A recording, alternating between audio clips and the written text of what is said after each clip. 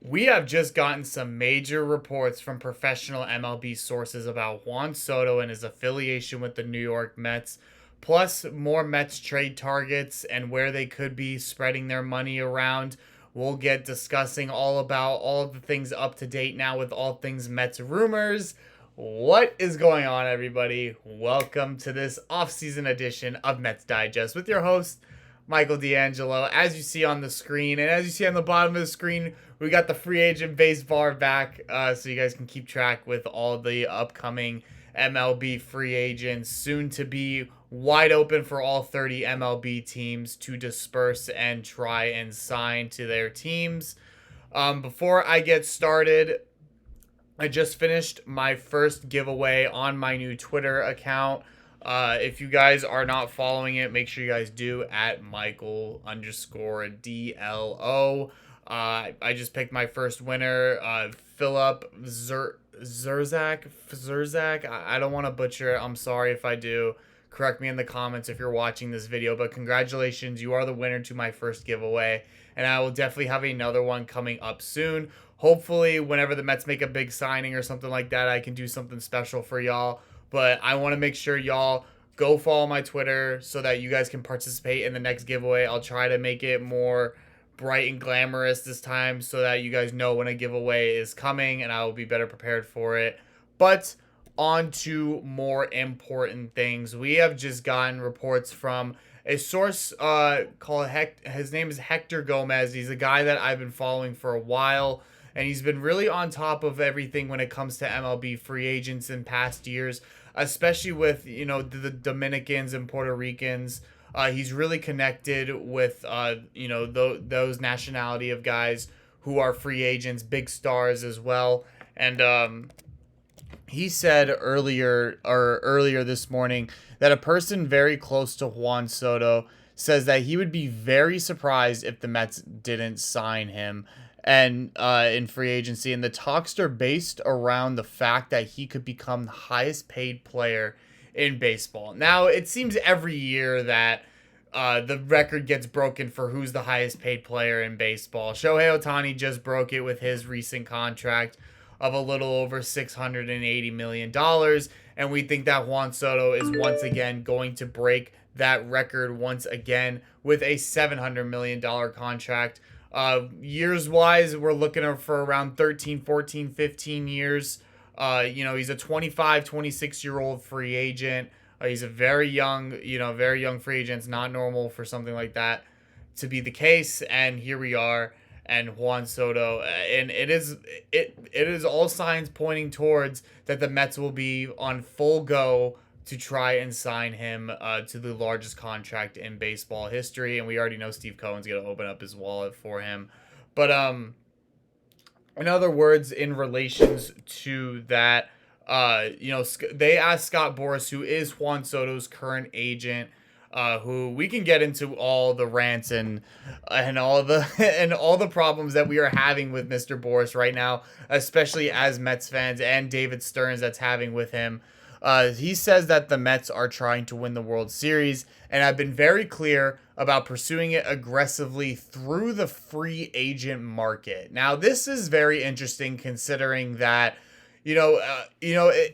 that a lot of money has been obviously opened up this offseason due to the fact that Max Scherzer and Justin Verlander are coming off the books this year for the Mets payroll. And that opens up a lot. And the Mets are also the number one team in free agents this year. They have about 14 free agents on the market this year. That's the most in the MLB. So, that's a lot of money freed up for this team to go out and sign guys. You have a lot of spots to fill as well, especially in the starting rotation, who I'm about to discuss right now. And of course the bullpen, which I harp on the most. And, if you want to go big and go home, it's Juan Soto, of course, in the outfield. Pete Alonso, who everyone is discussing right now. Will we get him? If we were to even get Juan Soto, will he still be on his way back? It's really tough to tell, because even if you sign Juan Soto, you still need pitching, you still need bullpen. There's a lot of other needs around the team as well besides first base. You have pretty easy replacements at first base with guys like Mark Vientos.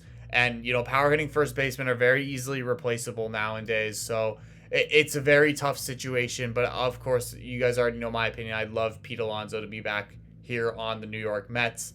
But besides from that, getting into the starting pitching, or sorry, I didn't want to bring that up yet.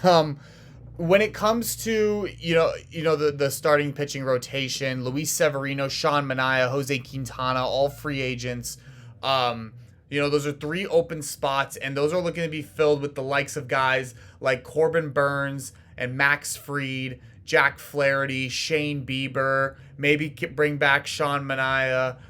You have a lot of guys that you're looking at here, and David Stearns is really looking to kind of build his rotation, his foundation for his rotation. Remember, he was with Corbin Burns back in his Milwaukee days, so that is obviously probably going to be his number one target. And of course, he's going to be looking for young arms as well. He does, the MLB is of course drifting towards this trend of having young players pulling up prospects early, like I've discussed in previous videos. So, a guy like Max Fried does fit that quota. And, you would have to sign him to around a 6 or 7 year deal if you want a guy like Max Fried on your team. Another lefty starter that is probably going to give you more production than guys of the likes of Jose Quintana and maybe even Sean Manaea, even though how good he was this year. But another guy that we need to look at here comes not from the free agent market, but from the trade market, and that is Garrett Crochet of the Chicago White Sox. And there was a report earlier from Buster Olney on the MLB Tonight podcast saying, I think it's a slam dunk that Garrett Crochet is going to be traded. And the 2 teams that he's watching for are the Mets and the Red Sox. Now, this makes it very interesting because if you were to get a guy like Juan Soto, or would have to go out and really open up your wallets for Pete Alonso to keep him on this team, this is another route that you can go to kind of fill in that rotation without having to spend more money. Because if you were wanting a guy like Max Fried or Sean Manaea to come back, or Luis Severino even, to come back and be a part of this rotation, but just the money is just not really working out because you decide to spend it elsewhere, this could be a route that you could take, especially since Garrett Crochet has another year of team control on top of this upcoming season. So this is a guy who was an all-star last year, who pitched in a lot of big games, was in a lot of high leverage situations, and for a guy that, I get it. I see the ERA. It's a little under 4, but you gotta understand he's on the freaking White Sox, for crying out loud. But 25 years old, all-star last season, first time all-star.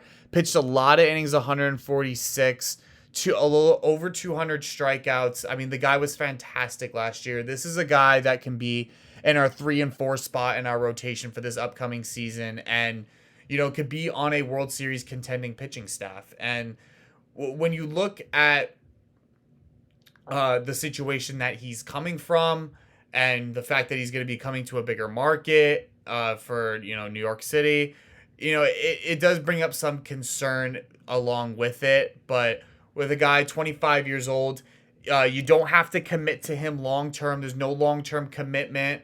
Mets have a plethora of prospects that they could give to the Chicago White Sox. White Sox are looking for any sort of bright side in their franchise right now. I mean, we have tons of prospects from top to bottom. Sorry, I don't know why I got so freaked out right there. Top to bottom of guys that you can give the Chicago White Sox. They're looking for anything right now. I mean, we have a lot of prospects that we're looking to give off in trade right now, because not all of them can be up on this major league staff. And it's already, the totem pole is pretty short already with the guys like even Luis Angel Acuna, who may not even be starting next year. I mean, Ronnie Mauricio, who hasn't started any baseball activities yet, is going to be fighting for a spot in the starting lineup. Acuna as well. You still have Mark Vientos And, there could be some more free agent pickups. David Stearns may want to go with more experience if he's really pushing for that World Series. A guy that I'm really looking at, just in case, for especially in center field, would be Cedric Mullins. I mean, he's been really involved in trade talks for the last couple of years, and Baltimore still hasn't really pulled any triggers on trading him just yet. They're going to have to come up soon and open up their wallets for guys like Gunnar Henderson and Heston Kierstad and Colton Cowser. If they're going to want to keep those guys around, they're going to have to offload some guys off of their payroll. And, Cedric Mullins looks like he's going to be first up. And the Mets could easily take on a guy like that to take over center field. Now, I know Brandon Nimmo, of course, that's normally Brandon Nimmo's spot. But for right now, he's going to be in left field for the time being, especially with no other clear option to take over left field. So now you're looking at center field, and that could be, in the likes of trading for a guy like Cedric Mullins, or if Luis Angel Acuna can somehow miraculously win that job in center field. That would be pretty amazing to see, especially with, like I said before, a lot of young guys. That's a big trend now, is the young guys coming up and making immediate impacts on the Major League Ball club. But that is all I have for you guys here today with Mets Digest. Make sure you guys stay tuned for the next video. I'm sure Flobo will probably be on it, whatever it may be. But any sort of reports, trade rumors, trade updates, we will have it for you right here on Mets Digest. So make sure you guys subscribe. We are so happy with the amount of views and new subscribers that have been coming onto this channel. So I just want to say thank you guys. If you guys made it to the end of this video, thank you guys so much. You guys have been rocking it lately, and I can't appreciate you guys much more. But that is all I have for you guys here now, and I will see you guys soon in another video. Goodbye, y'all.